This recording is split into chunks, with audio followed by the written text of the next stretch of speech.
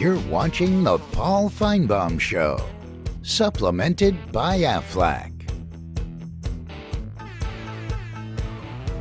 Yeah, we welcome you back here on a Wednesday afternoon. The LSU Tigers, the defending national champions, but what about this year? Reggie Chatman Jr. joins us again. Always great to welcome Reggie to the program. Reggie, so fans are upbeat. Coach O sounds upbeat.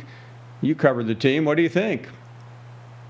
This team is excited. I mean, naturally with the long off season and plenty of time for training, extra long training camp. I mean, the fact they're on the field and getting ready for an actual game week is a little bit different. Head coach at Orgeron every day has a different thing that he does with his practices. Today is no turnover Wednesday, and he'll actually be able to go through the entire full week of practices for the first time considering the fact that they actually have the full time they can practice. This is an exciting team. And they're excited to take on a team like Mississippi State because of the weird offseason and because they didn't have to spend as much time or couldn't spend as much time doing recruiting. Head coach Orgeron said they've been preparing for games like this, especially this game, for quite a long time. And they feel like they have everything that they need to really prepare, even though it's a team that has a new offense and a new defense coming in. He's no stranger, but he probably needs a little more of an introduction to some who haven't followed LSU. I'm speaking of Miles Brennan. Tell us about him and what should fans expect? Well, Miles Brennan is a guy that broke every single passing record in high school. They brought him in here at LSU. And, you know, the big thing about Miles is he came in and he's waited his turn. Naturally, he came in and was played behind Danny Etling, and then he played behind of course, Joe Burrow for a couple of years as well. And the feeling on this side is that it's finally his chance to shine. You know, he's a guy that when they came in, they thought he was maybe a little bit too small at the position, not height-wise, but weight-wise. He's bulked up. And after learning behind guys that, you know, are now in the NFL or have played the NFL, he's taken on the reins, not only on the field, but off the field as a leader as well. He led player-led passing situations with his teammates to try and build some of that expert chemistry that Joe Burrow had with the same receivers. And, you know, despite the opt-outs and despite maybe some of the guys that aren't on the roster this year, the feeling and the happiness behind behind Miles Brennan is pretty big. They were confident with him, and, you know, he's a guy that head coach at Orgeron says might have a better arm, you know, physically throwing the ability than Joe Burrow. So we'll be able to see what he does all season long.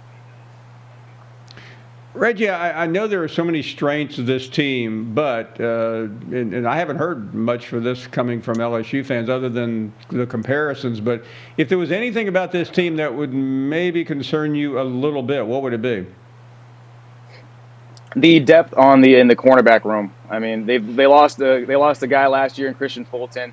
They lose Kerry Vince, who decided to opt out and prepare for the NFL draft. I mean, and you got the guys like, of course, Derek Stingley returns for this season. You know, a guy that was consensus All-American and is going to be a preseason All-American as well this year, and is one of the best corners and best defensive players in all of college football. But behind him, you've got some freshmen and some younger guys like Elias Ricks, who they recruited this year, the number one ranked corner in the country from California. He comes in this year, and he'll be filling in the position. But head coach at Orgeron constantly talks about how the position is a little bit thin, but, you know, this is what they call DBU, and they feel like the guys that they brought in and the coaching they're getting from Corey Raymond, who is the DB coach, will be more than enough to make sure they're at the position. But it's just they want to avoid, if any, injuries, because if it comes to that point, that'll be a position that'll be struggling to try and keep up if they don't have all their guys fully available. It seems like in the past, Reggie, you know, LSU beat itself sometimes, but now that everything has been lifted and been lifted in almost a biblical fashion, do you think this team is playing, I know the answer to this, by the way, with a lot of confidence, and that can lead to this type of consistency where they are in the top 5, top 10 every year? Absolutely. I think it's been a total shift in culture. I mean, when you win a national championship, naturally, you're going to be confident going into the next season.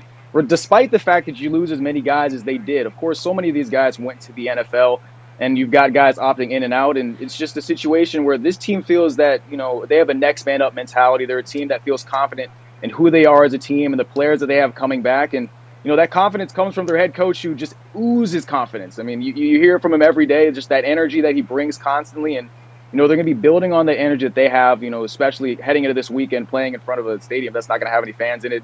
They're building on their own energy. They've been doing it all fall and all spring, and now they're finally ready to do it on the field on Saturday. Certainly, Bo Pelini doesn't need an introduction, but the new passing game coordinator, Linus, although he's been around for a while, tell us about him and what do you and how do you think the passing game part of LSU is going to differ, at least from his standpoint? Well, naturally, you lose Joe Brady last year as that passing game coordinator. Scott Linehan comes in this year with maybe a little bit more experience in that category. Just the conversations that we've heard about Linehan and I guess this offense is that it's going to look pretty similar in that regard. The whole mindset is just making sure that this team gets the ball to their playmakers and allows them to make plays in space. And they feel like they have a guy in Miles Brennan that can distribute the football very well, and wide receivers like Gracie Big Math and Keyshawn Butte, the freshman, who is a guy that is really filled in at a position. And of course, you have to talk about Terrace Marshall, who comes back after last year. For most of the year before he got injured, was leading this team in touchdown catches. And, Linehan, when he came in, decided to use these guys in a similar way.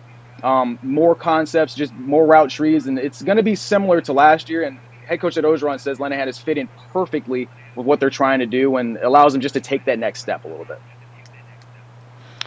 Before you go, the schedule, interesting game this weekend, certainly, but a game most LSU fans expect. Is it all about the usual suspects, Alabama, Florida, of course, Auburn, or are LSU fans finding something on that schedule that concerns them even more? I doubt it.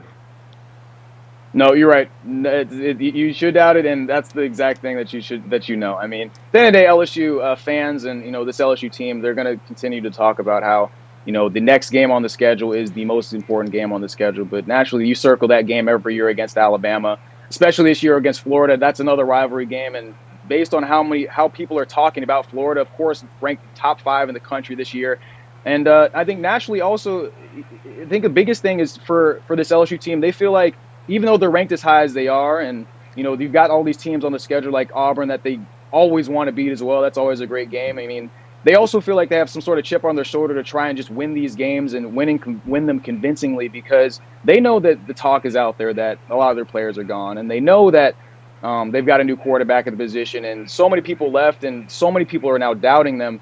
But now they feel like they have done the work in the offseason to pull off what they believe is another successful season. And, of course, those games like Alabama are the ones they have circled, but it's the first game of the schedule they're most excited for, and that's Mississippi State on Saturday. Reggie, we know the media poll came out today. Alabama's to pick LSU second in the SEC West. What do you think? I would have to agree. I think at this point, and we talk about that doubtfulness. I mean, Alabama, of course, returns so many stars on their offense and on defense, and LSU, you have those question marks. But I don't think that it's so far-fetched to say that LSU could find a way and, build on the momentum from last year and take advantage of the players that they have on their roster to really make a run for that SEC West title, and if not the SEC West title, the entire SEC. So they are confident, in Baton Rouge. Fans are confident, of course, because it's, the SEC country, and LSU fans are some of the best. And I think that Alabama is rightfully in that first spot, but LSU will make a run for it this year, absolutely. Always great to catch up with you, Reggie. You be well. We will talk soon, and thank you for coming on the program. Thank you, Paul. Anytime. You got a fantastic conversation with Reggie down there in Baton Rouge. We are going to head for the break. We still have 30 minutes to go. We hope you'll give us a ring at 855-242-7285.